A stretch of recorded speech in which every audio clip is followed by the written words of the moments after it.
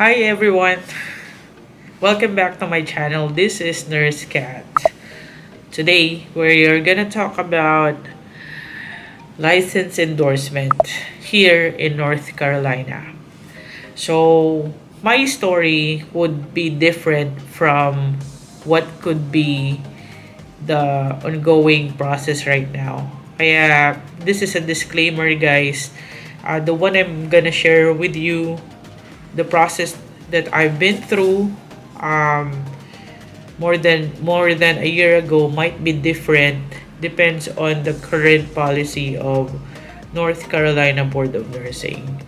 So what I'm going to share with you is how did I process my license endorsement here in North Carolina.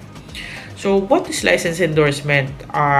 License endorsement is basically you're endorsing your license from one state to another. So it doesn't mean that you got a license on this state, you are allowed to work on the other state.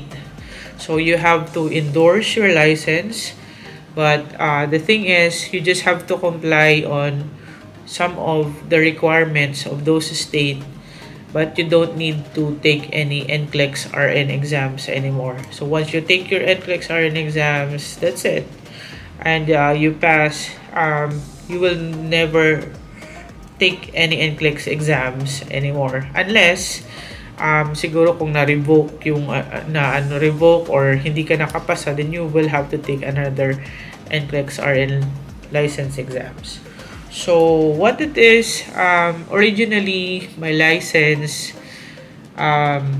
original license is in New York, and when I got an employer here in the US, specifically in North Carolina, our case manager instructed us to endorse our license here.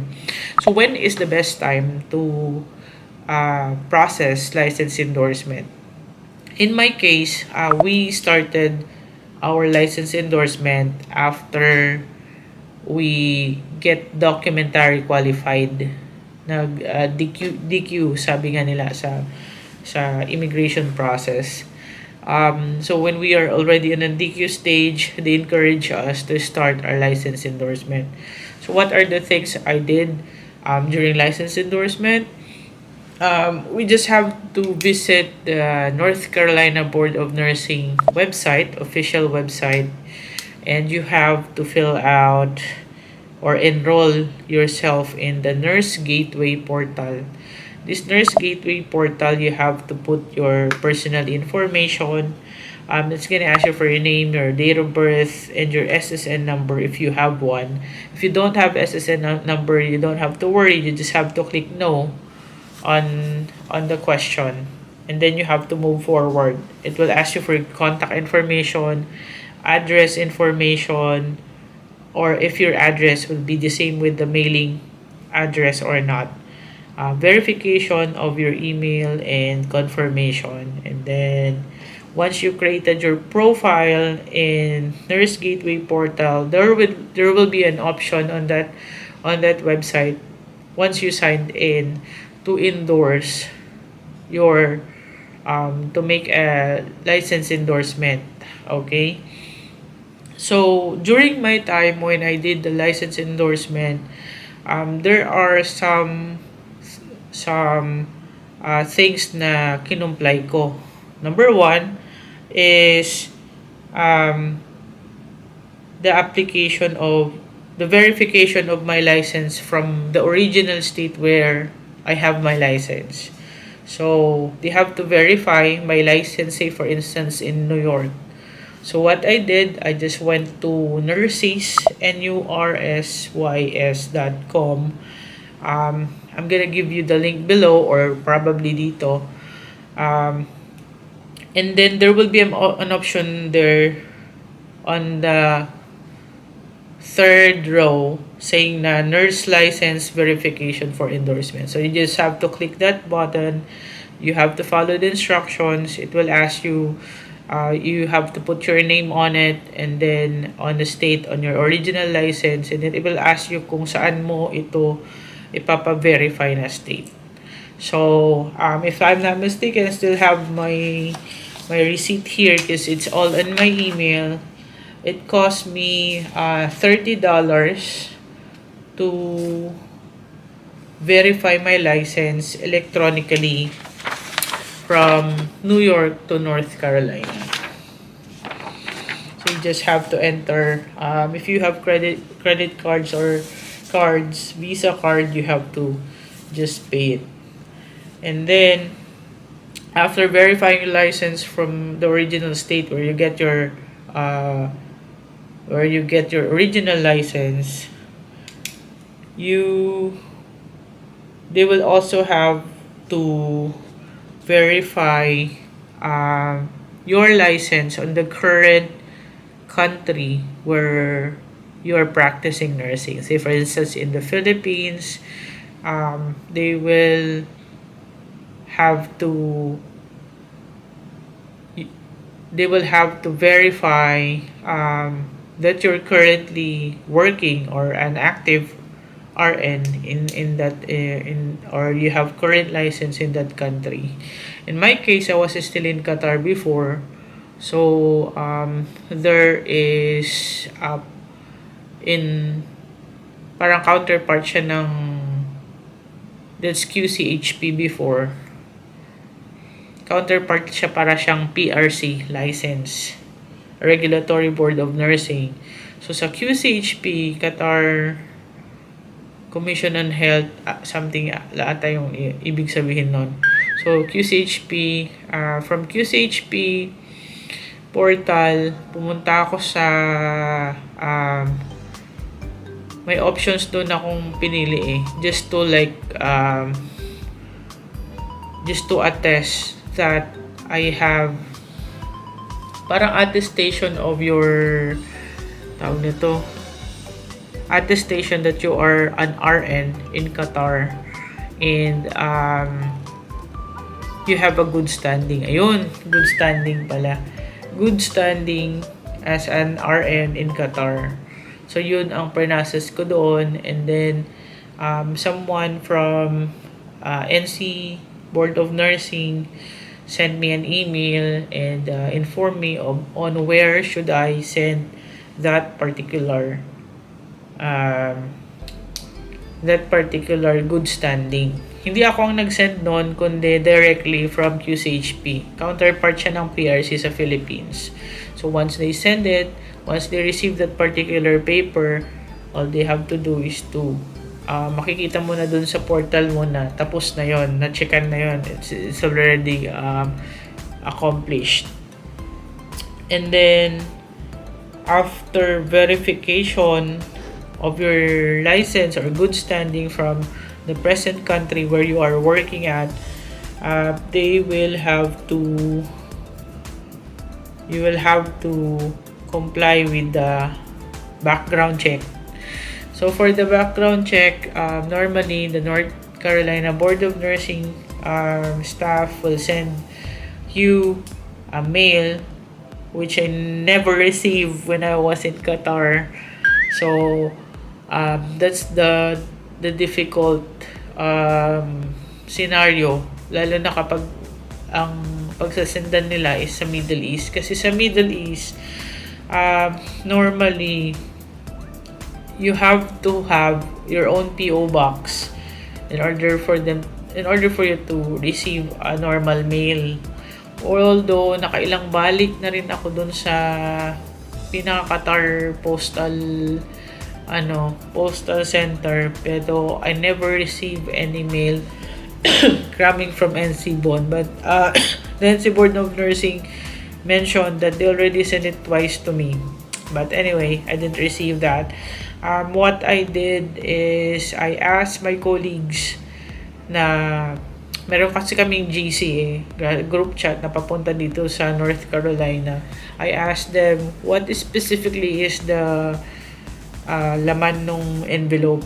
So ang laman nung envelope ay for criminal background check. Ito siya This is the sample. Okay. And then there's also an instruction of the acronyms that you have to put in here. Say for instance, if you are male or female, you just have to put F or M, and the race, if you're black, white, American, Indian, or Asian, you have to put A if you're Asian. Nandito lahat ng nakalagay.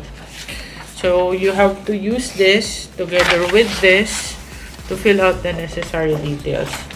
So what I did is I brought this paper, this background check paper with my passport and my Qatari ID in Qatar police. Pero I have to book my appointment in Metrash app. I'm not sure if you're still using that. I believe you're still using the Metrash app to set up an appointment for this one, criminal background check. So I went there. I think I paid around 10 reals lang. And basically, kailangan nila mag-fingerprint dito. Pag na-fingerprint na ito lahat, you will have to send this paper together with your credit card payment for criminal background check. Right? So this paper also included, you have to put your credit card number, expiration date, year, CVC code, account holder name, billing address, the city, and the total amount is $38. The card holder signature. So you have to put this paper on together with this. Unfortunately, nangyari pa yun, hindi gumagana yung debit card ko kasi I sent debit card. I didn't get any credit cards when I was still in Qatar. Wala akong credit card. Kasi mahirap kapag may credit card ka doon if you're planning not to stay there for long. So, debit card ang ginamit ko. It didn't work. So, ang niresend ko ulit yung payment ko as bank draft. So, mahabang kwento yung bank draft na yun. Para siyang manager's check, ganon. Manager's check sa QNB, kung ginawa yun. So, after they receive this one, naka-check na yun, isa na lang ang kulang ko na requirement. Ang last na requirement is the SSN, Social Security Number, which obviously, I can only get it if I'm already in the US. So, what I did is, our case manager suggested if we could ask for temporary license. So, temporary license, guys, you can ask for temporary license from the NC Board of Nursing. However, this temporary license, you can only request this within 6 months from the date that you applied for application. Within 6 months. And then, once they release this temporary license, they will only release this temporary license once you are near, pag malapit na mga 2 to 3 weeks bago kayo pumunta dito sa US, saka lang nila i-release tong temporary license na to. Because once they release the temporary license, that's only valid for 6 months. And you have to upload or send your SSN card to them, and then they will approve that for you to get a permanent license. Yeah? So, ganun lang kadali. It's doable naman. What we have to do, recap tayo. Number 1, you have to enroll in Nurse Gateway portal and fill out the details they need. And you have to fill out license endorsement application form in there. And then you have to verify, send verification from the state kung saan kayo unang nagkaroon ng lisensya pasend sa kanila through nurses.com. You also have your background check through the papers that I show you, license verification of your current country, and at ay oo nga pala, nakalimutan ko. Isa pa, they will ask you for CES report. CES report is your credentials evaluation. However, in our case, I sent an email, sabi ko, yung CES ginawa ko na prior for me taking my license in New York.